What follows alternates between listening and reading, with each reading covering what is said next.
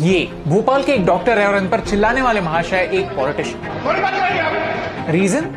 क्योंकि वो एक ऐसे पेशेंट की जान नहीं बचा पाए जिनका ऑक्सीजन 30% से भी कम था। 30% में मैं आपको बोल चुका हूँ, ऊपर वाला आ जाए तो नहीं बचा सकता। हम तो इंसान है, डॉक्टर है। इस इंसिडेंट के बाद इस सीनियर डॉक्टर का मोराल इतना डाउन हो गया कि वो रिजाइन करने की सोच रहे थे। रो रहा हूँ, मुझे नौकरी नहीं करना, मैं नहीं करना हूँ। इतनी गाली खाने के लिए मैं पैदा दे दिया, मैंने इस्तीफा दे दिया, मैंने मुझे नौकरी नहीं करना।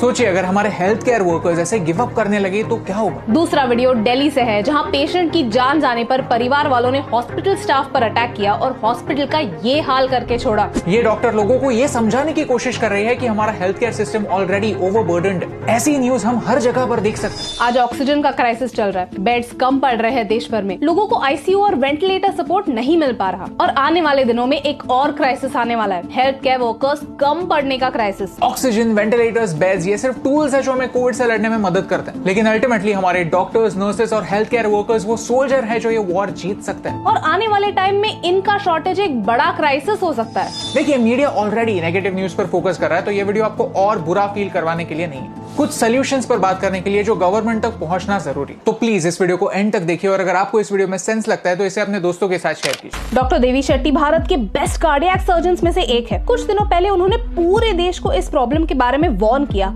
और साथ में एक सोल्यूशन भी बताया। लेकिन देवी शेट्टी सर है कौन? He is the founder of Narayan health, जो दुनिया के मोस्ट अफोर्डेबल हॉस्पिटल्स में से एक माना जाता है और यहाँ भारत के 12% हार्ट सर्जरीज होते हैं। भारत का प्रॉब्लम गरीब लोग नहीं, गरीबी है, लेकिन इसका मतलब ये नहीं कि अफोर्डेबल हेल्थ केयर पॉसिबल ही नहीं। एक गरीब इंसान महीने के सिर्फ 10 रुपए देकर एक लो कॉस्ट हेल्थ इंश्योरेंस का हिस्सा बनता है, जिससे आने वाले समय में अगर कोई मेडिकल इमरजेंसी आती है तो उसे मदद मिले। डॉक्टर देवी शेट्टी को उनके काम के लिए पद्म भूषण मिला है, क्योंकि वो भारत के प्रॉब्लम्स के सामने घुटने नहीं टेकते, वो सोल्यूशंस ढूंढना जानते हैं। डॉक्टर देवी शेट्टी का मानना है कि आज भारत में ऑक्सीजन की कमी है, लेकिन इसका सोल्यूशन है। हमारे इंडस्ट्रीज इंडस्ट्रियल यूज के लिए होने वाला ऑक्सीजन मेडिकल यूज के लिए प्रोवाइड कर सकते हैं और ये क्राइसिस आने वाले टाइम में सॉल्व कर सकते हैं, लेकिन प्रॉब्लम वहां पर खत्म नहीं होगा। लेकिन अल्टीमेटली हमारे डॉक्टर्स, नर्सेज और दूसरे हेल्थ केयर वर्कर्स पेशेंट्स को ट्रीट करते हैं, उनकी देखभाल करते हैं और हमारे हेल्थ केयर सिस्टम को सपोर्ट करते हैं। कुछ टाइम पहले एक कॉन्फ्रेंस में डॉक्टर देवी शेट्टी ने ये मैन पावर प्रॉब्लम्स ऑडियंस के सामने लाया और उसे कॉम्बैट करने के लिए कुछ शॉर्ट टर्म सजेशंस दिए। Let's talk numbers.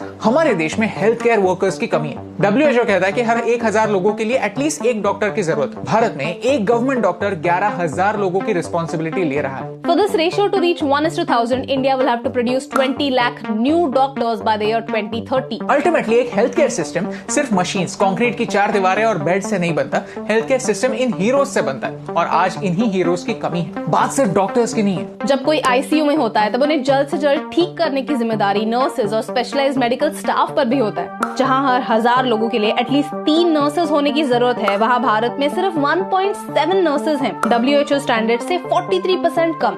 लेकिन इस प्रॉब्लम को शॉर्ट टर्म में टेम्परेरी सॉल्व किया जा सकता है। 2 लाख से ज्यादा नर्सेस हैं जिनकी ट्रेनिंग कंप्लीट हो चुकी है, लेकिन एग्जाम की फॉर्मेलिटी बाकी है। उनकी मदद हमें कोविड से फाइट करने में लेनी होगी। 1.3 लाख से ज्यादा डॉक्टर्स हैं जो लाइब्रेरी में बैठ के MCQ के आंसर्स बाय हार्ट कर रहे हैं। नीट PG एग्जाम आ रही है और ये डॉक्टर्स उस एग्जाम के लिए प्रिपेयर कर रहे हैं। आज हमें उन डॉक्टर्स की जरूरत है। डॉक्टर देवी शेट्टी मानते हैं कि नीट एग्जाम जल्द से जल्द ऑनलाइन होनी चाहिए और इसके रिजल्ट भी आने चाहिए। जो डॉक्टर्स एग्जाम्स में क्लियर नहीं होते, उन्हें कोविड ICUs में काम करने का मौका मिलना चाहिए और उसके लिए अगले साल के एग्जाम के लिए ग्रेस मार्क्स भी मिलने चाहिए। 25,000 डॉक्टर्स ऐसे भी है जिन्होंने अपनी ट्रेनिंग कंप्लीट की है, लेकिन फाइनल एग्जाम देनी बाकी है। There are around 1 lakh doctors who graduated from overseas universities but haven't cleared a national certification exam yet. उनकी भी मदद कोविड से लड़ने में लेनी चाहिए। ये हुई शॉर्ट टर्म की बात, लेकिन लॉन्ग टर्म में हमें और बहुत ज्यादा हेल्थ केयर वर्कर्स प्रोड्यूस करने की जरूरत है। और ये कैसे होगा? आज मेडिकल इंस्टीट्यूट्स में प्राइवेट कॉलेजेस की फीस आम आदमी के बजट के बाहर है। गवर्नमेंट कॉलेजेस में सीट्स, फैकल्टी और इंफ्रास्ट्रक्चर की कमी है। इन प्रॉब्लम्स के सॉल्यूशंस अगर हम आज ढूंढेंगे तो इसका रिजल्ट हम 5 सालों बाद पाएंगे। वैसे ही भारत की नर्सेस की दूसरे देशों में इतनी डिमांड है कि उन्हें भारत में रहने के लिए इंसेंटिव की कमी साफ दिखती है। जैसे वॉर के दौरान सब लोग अपनी अपनी हैसियत के अनुसार देश की लड़ने में मदद करते हैं,